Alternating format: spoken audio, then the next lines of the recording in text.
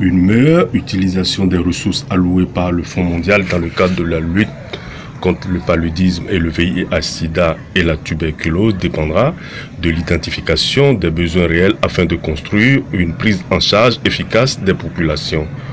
Pour parvenir à un audit approfondi des subventions, afin que des mesures adéquates soient prises pour accélérer la fin des 3 maladies, l'Union des ONG du Togo, UONTO, en partenariat avec Independent Observer of the Global Fund, organise du 14 au 18 octobre 2019 à Lomé un atelier de formation à l'endroit des institutions supérieures de contrôle au Togo. Depuis 2003 jusqu'à nos jours, le Togo a reçu à peu près l'équivalent de 165 milliards de CFA. Malheureusement, les institutions de contrôle d'État ne sont pas très impliquées dans cette subvention. Et c'est dommage. Et donc c'est pour ça que nous sommes là aujourd'hui pour discuter avec eux et puis les outiller de façon à ce que s'ils sont intéressés, qu'ils puissent de plus en plus être impliqués et puis faire de l'audit, de la vérification de ces comptes-là et de ces programmes.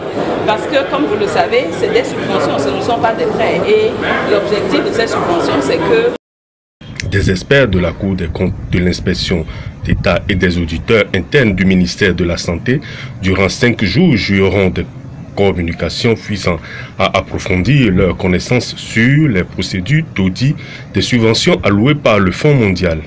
Il importe de préciser que les nouvelles directives de l'UEMOA élargissent les compétences de notre Cour à la mission de certification des comptes publics et à l'évaluation des politiques publiques. Quant à l'inspection générale d'État, elle est spécialisée dans le contrôle de la gestion et dans le contrôle interne des structures publiques.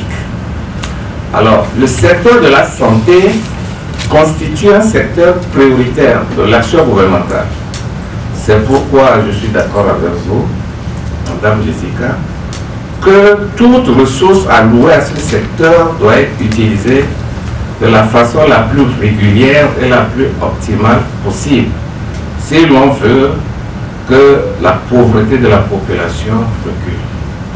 Il en est d'ailleurs de même de la gestion orthodoxe de d'autres secteurs de l'économie nationale. Notons que l'atelier se situe dans le cadre du prolongement de la conférence régionale sur l'implication des ISC dans l'audit des subventions du Fonds mondial tenu à Kigali en 2019.